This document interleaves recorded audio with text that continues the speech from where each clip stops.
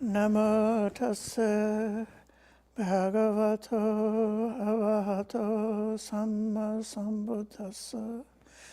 Namo tassa bhagavato arahato samma sambuddhassa. Namo tassa bhagavato arahato samma sambuddhassa. Buddham dhammang sanghang namasami. I pay homage to the Buddha, the Dhamma, and the Sangha.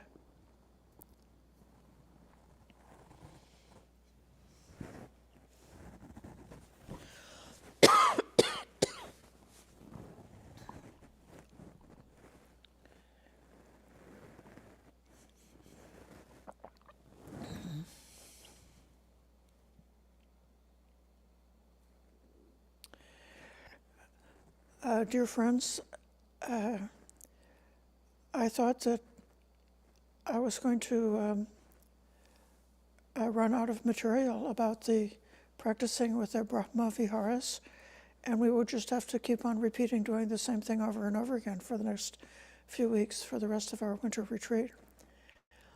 Of course, that would not be such a bad thing, would it? Once we undertake a practice and find the practice is beneficial and has got lovely results, so that we can see in our everyday mind from day to day how there is a gradual transformation that evolves as we continue on doing a practice that we found to be good.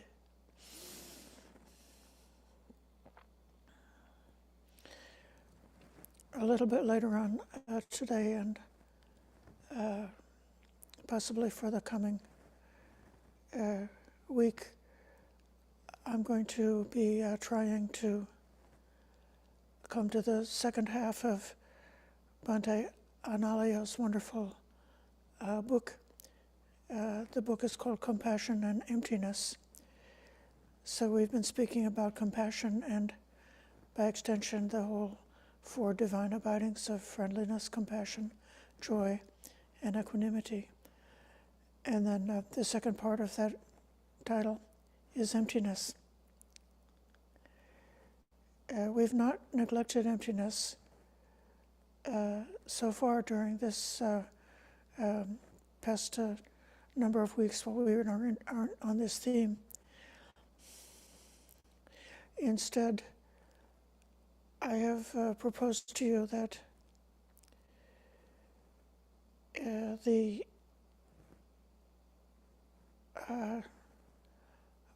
boundless radiation of loving kindness, compassion, and so forth can be, one can connect with that when the mind is very settled and has a degree of calmness. And I had proposed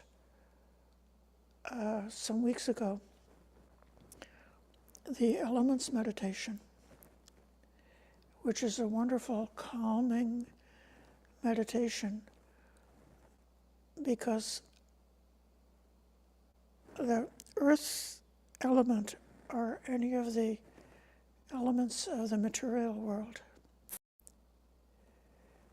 is not involved with our psychological reactions and emotions. The earth is just the earth. The earth is not angry. The earth is not depressed. The earth is not anxious. The earth is only the earth. And so by contemplating at the element level, like within the body, that aspect of the material body, which is just earthy, which is solid, and then contemplating the earth element outside, the chair you sit on, the floor and the walls of the room where you're sitting, the earthiness of the earth outside, the solidity of the mountains. And so then that earthiness of the earth outside is no different than the earthiness of the earth inside the body. And then going back and forth like that, inside, outside is just earth, only earth. And so then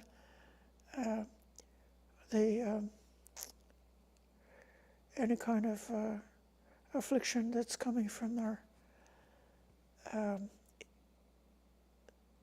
sense of being a separate self, identifying ourselves as being separate from the whole world, that can be gradually erased. And one is just perceiving the same inside and outside. In some presentations, the 4 elements of earth, water, air, and fire it comes to its conclusion in the space element, which will be the empty space, where those other 4 material elements are not there, because it's the space in between. And that space element is free from any kind of boundary. Or you could consider there's a space, let's say,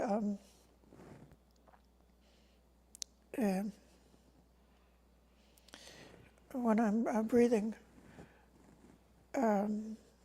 there's some kind of a space inside the nostrils or inside the body which is open to allow the breath to come and go. Or if I'm sitting in a room inside, there's a space that's inside the floor, the ceiling, and the walls of the room where I'm sitting. But then if we subtract the walls and subtract the floor and subtract the roof or the ceiling, then we come to the boundless space, the space that doesn't have any barriers, any boundaries, any limits. And then that boundless space is exactly where that boundless meditation is happening, where one is bringing in the thought of kindness, the heart of kindness, compassion, joy, or equanimity, and letting that thought go into that vast, free, boundless space.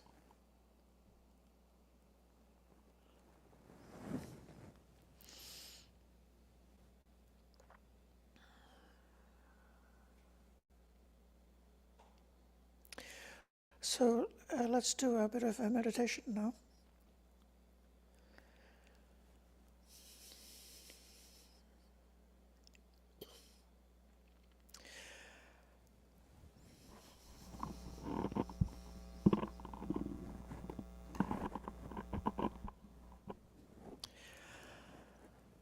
Coming to an upright and balanced posture.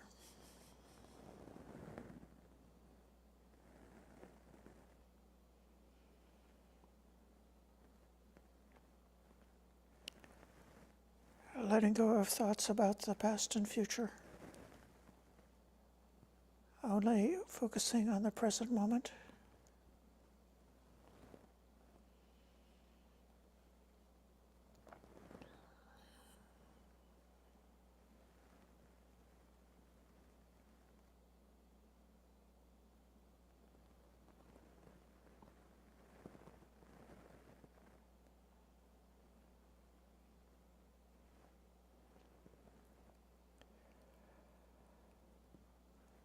And the sensations arising in the physical body.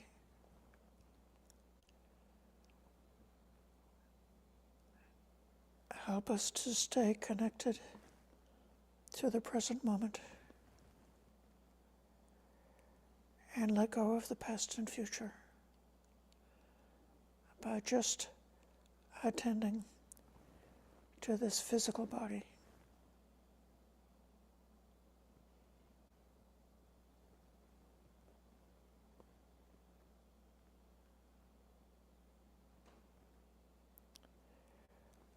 In whatever way you can, aware of the physical body, the weight of the body on the cushion or the floor, the contact of touching.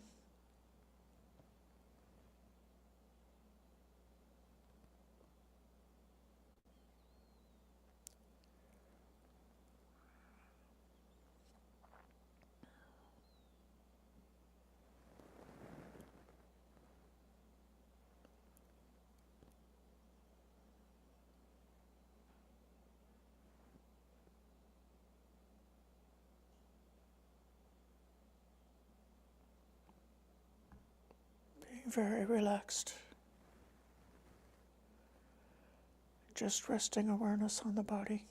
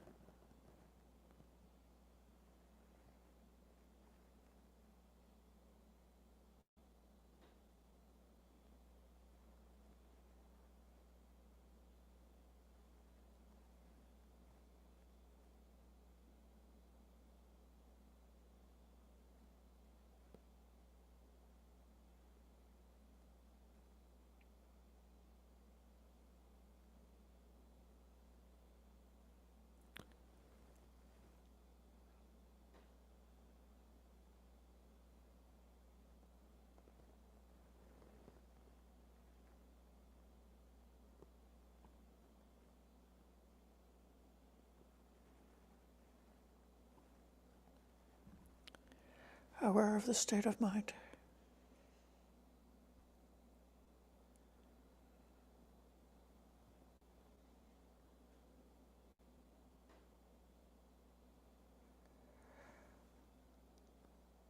Aware if the hindrances are present or absent, while resting awareness in the body. If the mind is free from anger, greed, and so forth, noticing that freedom.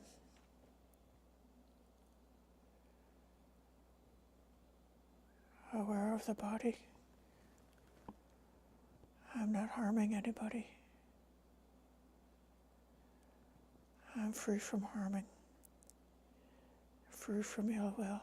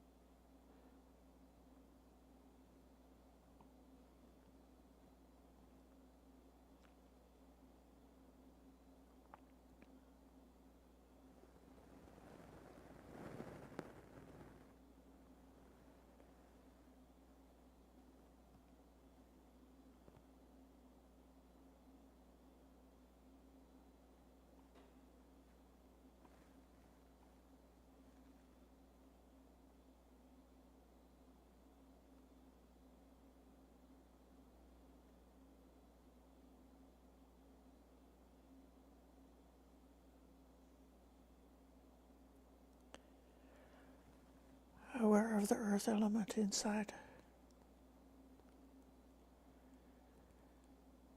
whatever's hard or soft or earthy or heavy inside the body.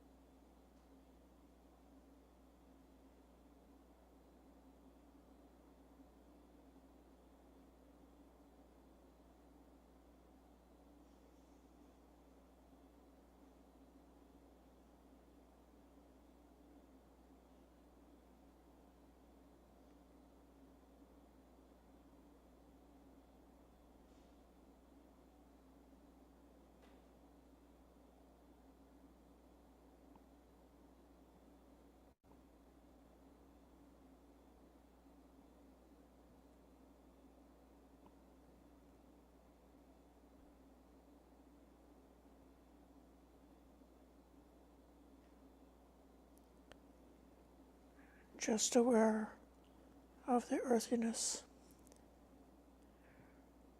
inside.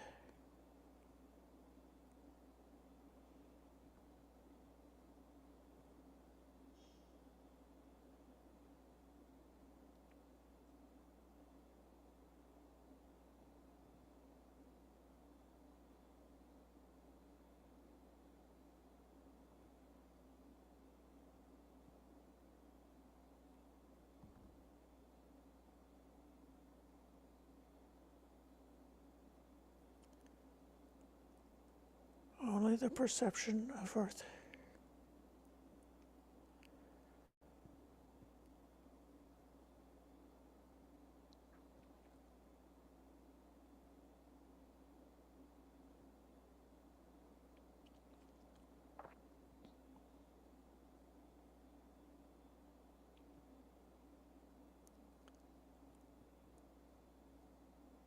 And aware of the earth element outside.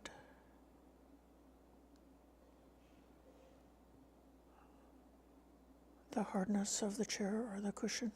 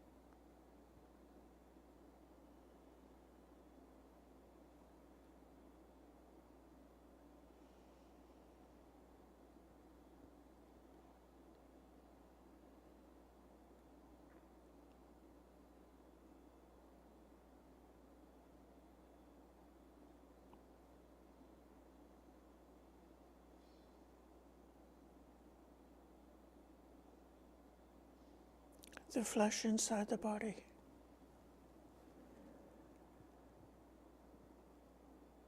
Or the fields and valleys in the world. Just the earth element.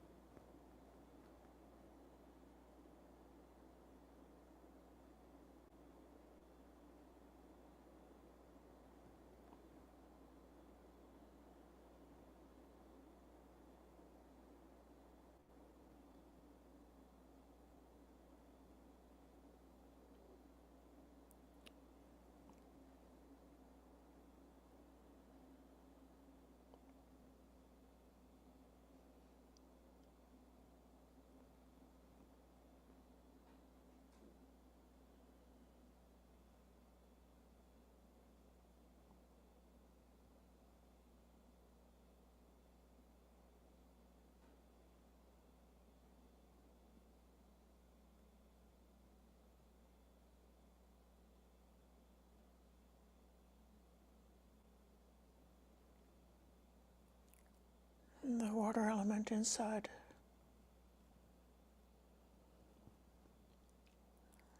the saliva, the blood flowing inside, the urine in the bladder,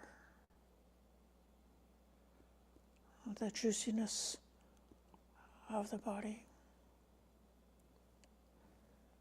just water element.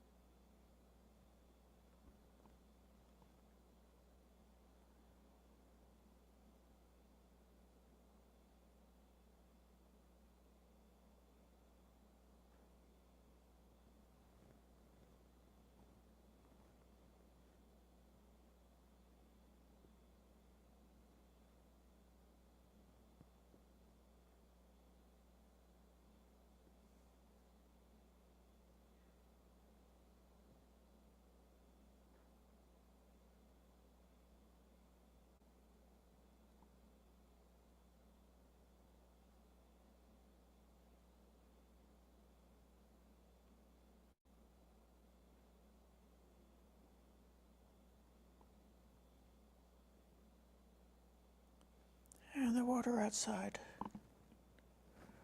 the rain that falls,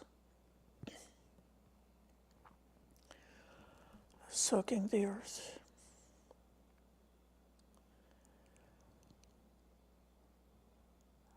The springs that well up from the earth, the streams that flow, the great ocean, just water element outside.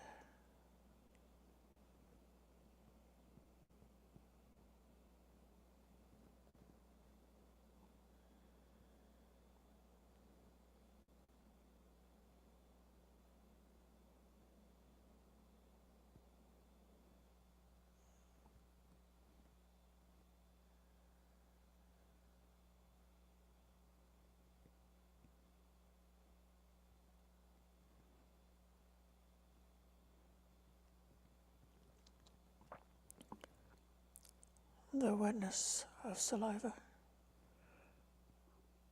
or the wetness of rain, is just the water element.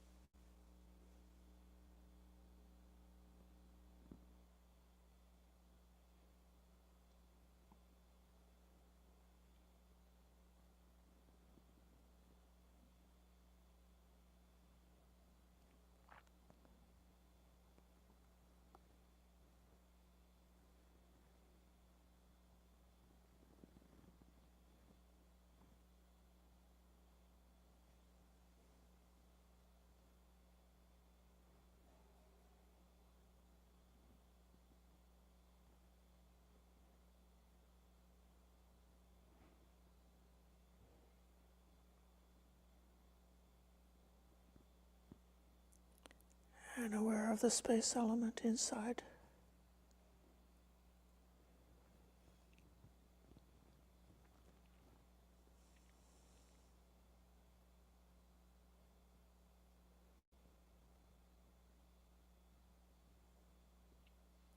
There is space deep inside.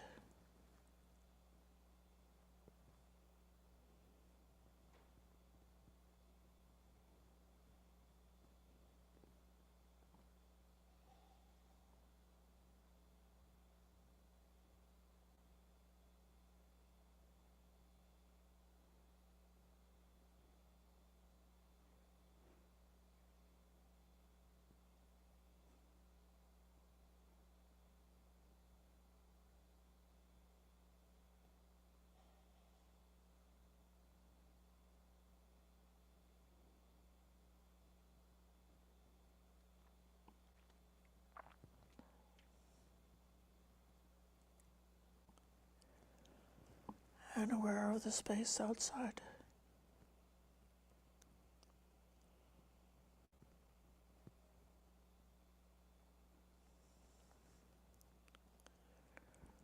The space contained by any wall or container. And the space which is boundless, not contained by anything.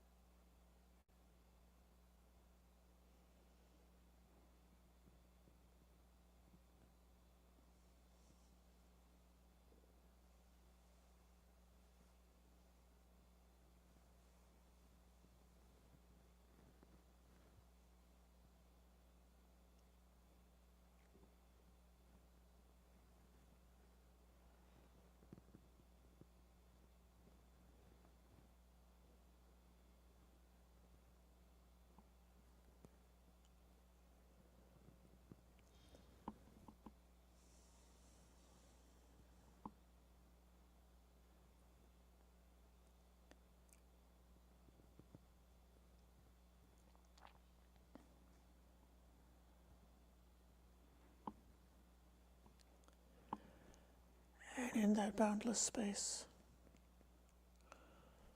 the thought of kindness, no anger, no ill will, not harming anyone, simple kindness, setting no boundary, setting no limits, going everywhere.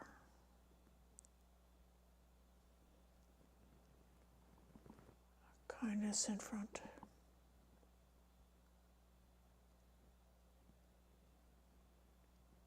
Kindness on one side. kindness behind,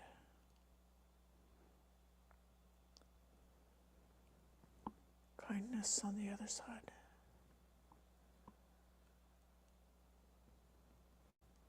kindness above,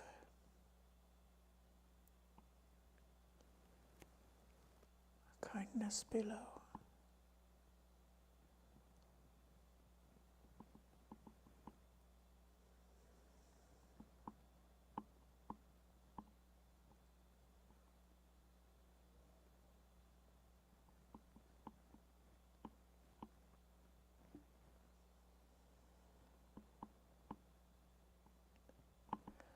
Surrounded by kindness, supported by kindness.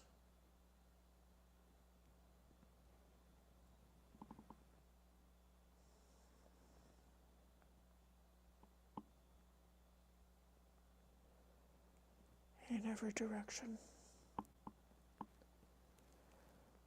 nothing but kindness.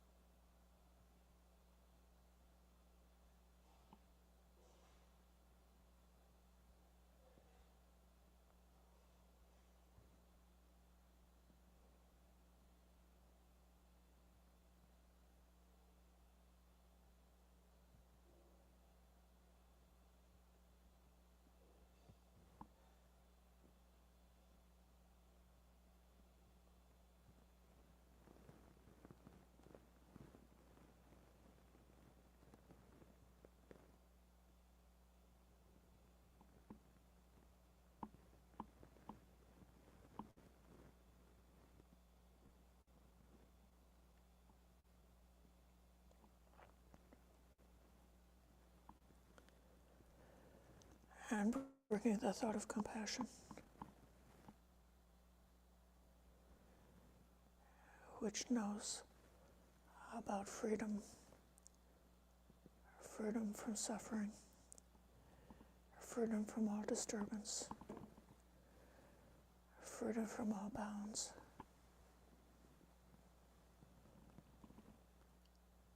intending that freedom in every direction.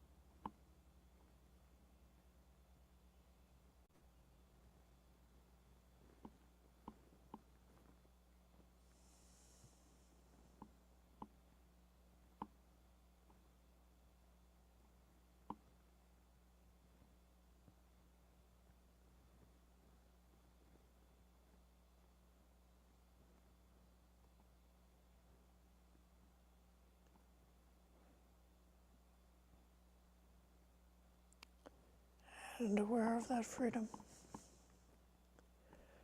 aware of that purity,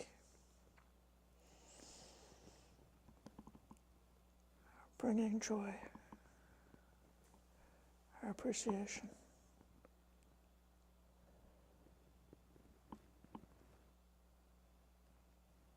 and wishing for everyone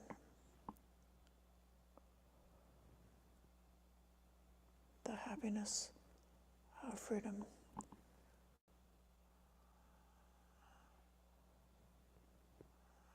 the happiness of cessation, the happiness of nibbana.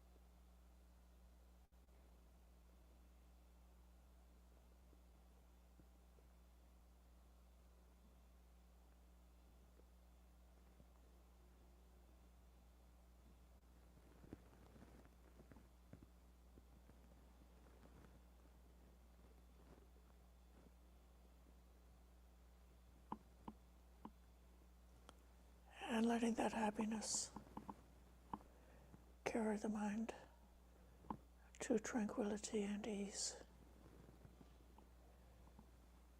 to clarity and calmness.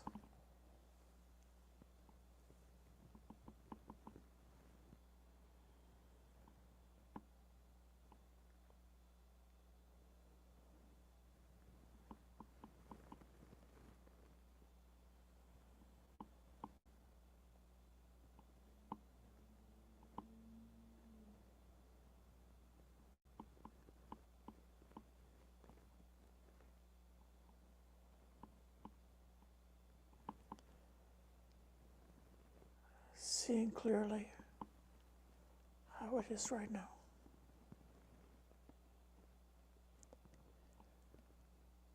With that equanimous mind.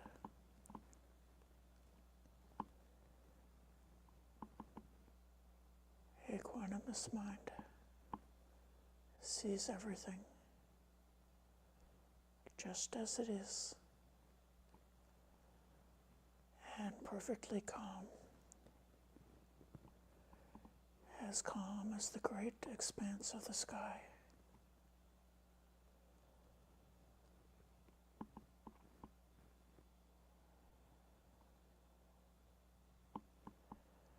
As calm as the boundless reaches of space, seeing everything.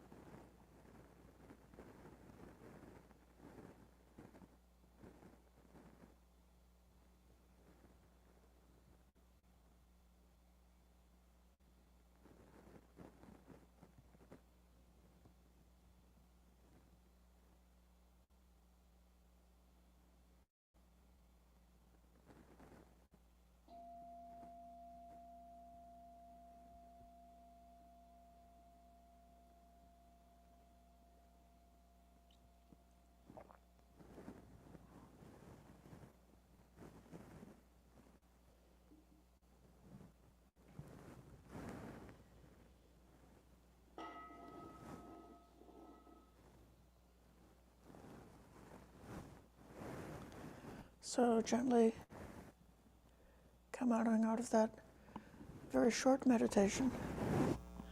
But you could do a similar sequence, and it could last. It could be a longer sort of meditation. Doing a sequence like this, combining the practicing with the elements up to space,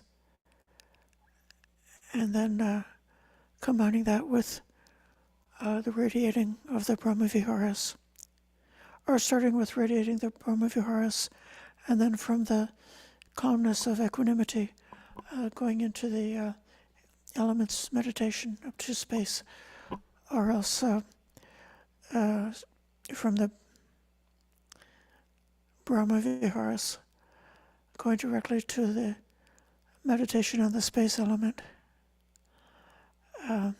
These are very beautiful practices that go together.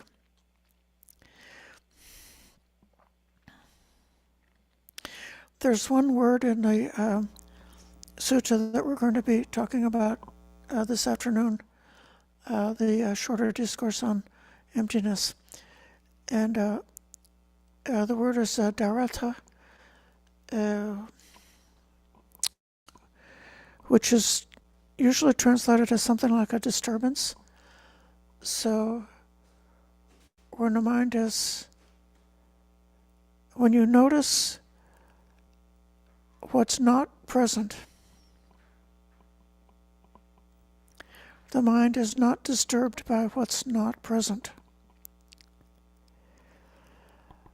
So if worrying about the past and future is not present, that disturbance is not there. And then the emptiness is learning how to direct awareness to seeing what is not there. And what is not there is very simple. You know, what is there is very complicated. You know, there's all the different kinds of water in the house. There's the water in the plumbing system, the water in the toilet, the water in the beverage, all the different beverages in the refrigerator. So there's this great diversity of all the different kinds of liquid things in the house. But then when that focus on water element is dropped and the mind is just space, then the complexity or the diversity of what's there drops away and the mind loses that disturbance. The thing that interested me about this word is one of the meanings is fear. Fear. So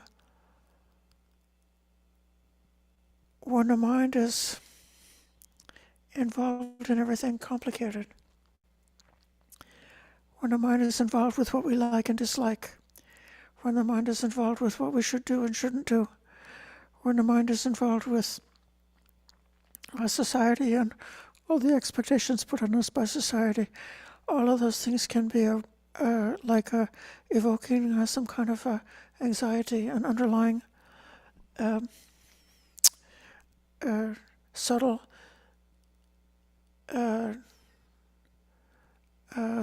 kind of anxiety, or even whatever a person is clinging to or identifying with.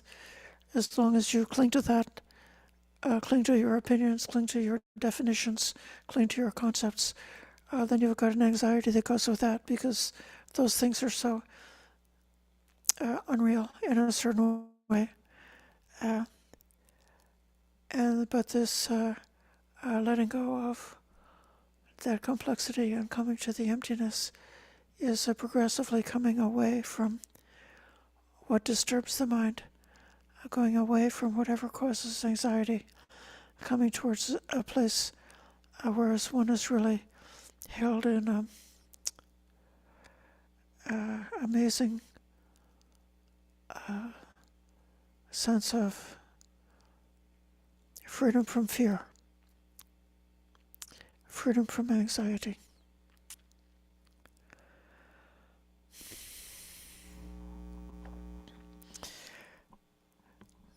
I welcome any comments, reports, how this practice is for you, or how, or if you would like to offer your blessing.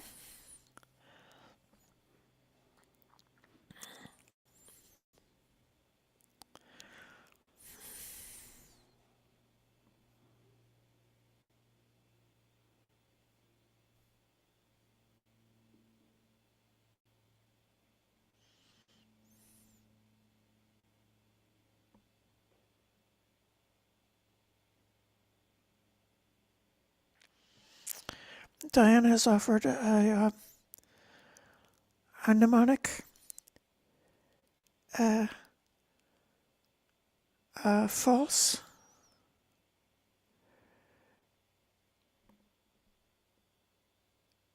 fear is FEAR, false evidence appearing real. FEAR is fragile ego anticipating ruin. Yes. So when that's not present, if you would notice that it's not present, and then your joy comes from that. You rejoice in what's not there. Elaine. Thank you, Ayya. This practice is just so beautiful, and it's nice to have a place where you can go and you realize your happiness isn't dependent on anything exterior. If a person could remember that all day long, that would be great. But it is really a beautiful practice, beautiful meditation. It's like a holiday away from the world. You've mentioned before that even what we've enjoyed and enjoy in meditation will lead to, I think. Um, could you explain a bit more about that, please? Thank you, Ayya. Right. Well, you happen to hear something about the Dhamma and the teachings of the Buddha, and you realize the futility of trying to get happiness by entertainment or enjoyment or love or those kind of things. I mean, romantic love. And so all of those things are conditions. Everything that is created by conditions will cease. Everything created by condition will change and vanish. You learned how to practice meditation. Perhaps when you started meditation when you were much younger, the mind was restless and distracted, but gradually you found out how to put aside those distractions and have the awareness simply rest on a theme of meditation in a way which has got the quality of stillness. And so that's also a conditioned thing. And then you choose to sit down and to sit in a posture in a quiet space for meditation. And that's also a conditioned thing. It's a choice that you've made. So because those things are conditioned, therefore they are impermanent. And therefore there's always like a deeper level of letting go of all conditioned things. So the ultimate peace is even letting go of meditation, even letting go of the bliss of meditation. The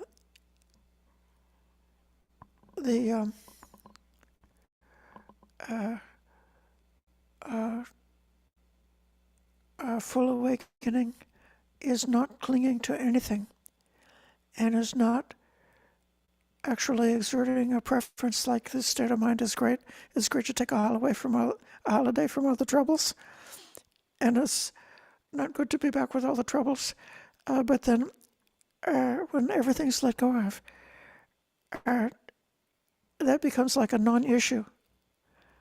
Whether you're, in the middle of the battlefield or in the middle of the shopping center or in the middle of a exchange with your relatives, or whether you're in solitude practicing meditation, is kind of like becomes beside the point, because the mind is not uh, creating any fabrications or any formations. Nothing is being created anymore when there's this complete letting go. So the suggestion at the end of meditation, especially as someone, if you have got a really groovy, blissful meditation, and you love to be on vacation from the world, and if there's any kind of desire for that, remember to let go. Remember to let that go. It's impermanent, and it's part of samsara. It's subject to causation. So when we get home, I know that the Buddha, even the Sammasambuddha, he did abide in meditation. So that was his like resting place where he went to relax when he wasn't working. And so it's not that we give up meditation, but we give up any attachment by recognizing and realizing that everything that we've got here on this life, as long as we've got our flesh and blood life in this world of time, it's all impermanent, changing. It's going to change and vanish. And so don't cling to any of it. So that's the purpose of that contemplation, is to eliminate any subtle clinging that you might have to the meditation. That might be difficult, but will this happen as part of the process or? Yes.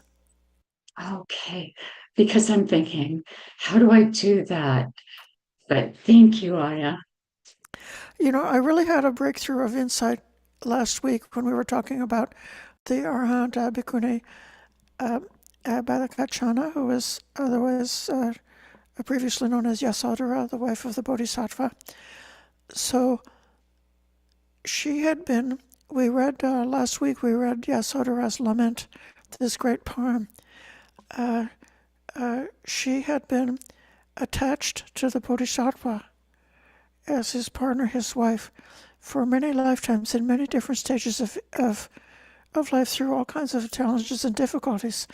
And her lament was, I stuck with you when we were in this lifetime, and now you've left. I was with you then, and now we've left. I was with you then, and now we've left. And what it brought to mind is when two people have a shared karma like that, even if it's a bodhisattva, and even if it's the partner of the bodhisattva, there's still a karmic attachment which is going on from life to life to life, and it's going on through this infinite amount of lives, right? And then she goes first.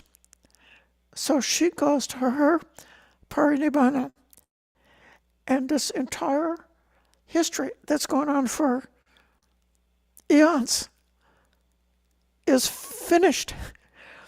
That attachment is complete, it's done, it's reached a cessation. And so when we contemplate like what cessation would be like, that's one of the epithets of nibbana, is cessation. So this is peaceful, this is sublime, the cessation of all conditioned things. And to just imagine this eons and eons of attachment,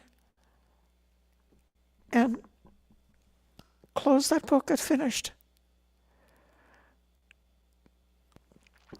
Okay. Thank you, Ayya. Yes. I'll call on Chintana.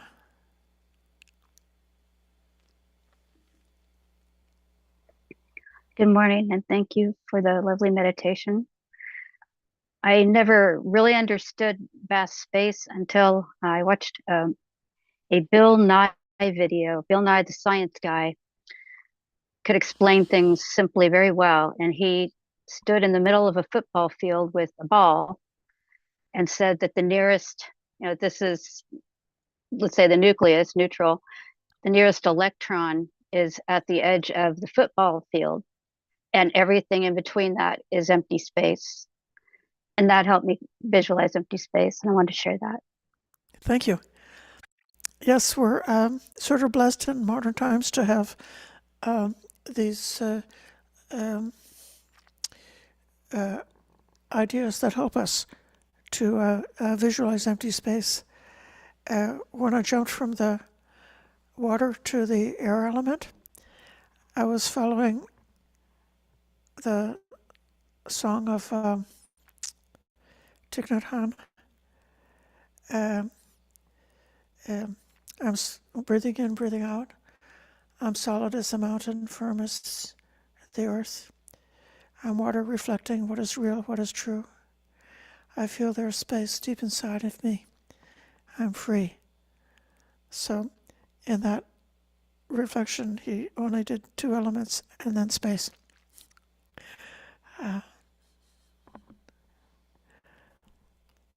I'll call on Maggie. Um, I like very much the focusing on the earth elements, and I would say I'm attached to the earth. I mean, I somehow or other I haven't accepted that it is not permanent and will pass away. Somehow or other that still breaks my heart. To think of the whole earth. But you talked about how we project our feelings onto the earth, calling it irate, or we name the hurricanes, and everything else, and we project a lot onto the earth. But I like this thinking of just the earth elements.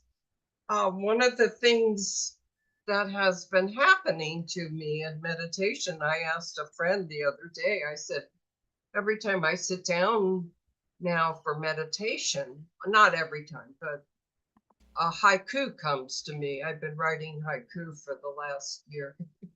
And I said, should I be worried about that? Should I be concerned? He thought not. I don't know. But the one I wanted to read one haiku. Haiku are just 3 lines, so it's very short. And this is post hurricane. And as some of you know, we had a major hurricane where I lived. And this is a post hurricane haiku. River flows smoothly, forgets how it burst its banks. No apology. Oh, thank you for that. What a wonderful sharing. Uh, well, I feel I used to frequently pass through Asheville, and I'm aware that there's a lot of great Dhamma practitioners and spiritual people in Asheville. It's a lovely, lovely community, and I've been watching the history of how that community has really pulled together in the aftermath of the hurricane with compassion and active compassion and mutual caring, and that is necessary. It's an essential part of it. Um, when we have gotten mature in our meditation, whatever good we want to do in the world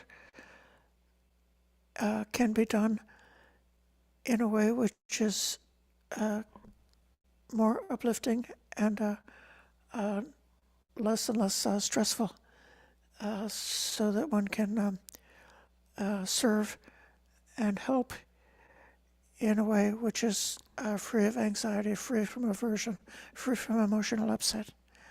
And in that way, our inner, let's see, I can tie it back to your haiku, the river of our inner state of mind will overcome forget the storm that burst before, and will again flow smoothly. So thank you very much.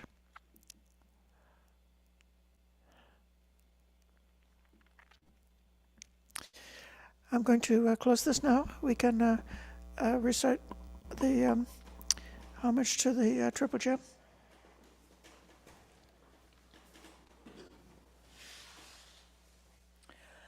The Lord, the perfectly enlightened and blessed one, I render homage to the Buddha, the blessed one.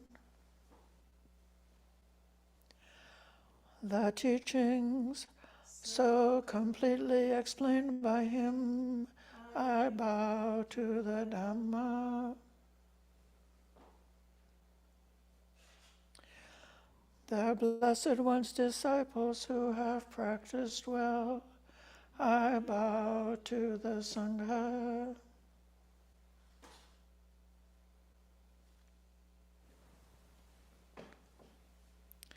Thank you, everyone, for your patient listening and for your practice. Thank you, Ayya. Thank you. Thank you.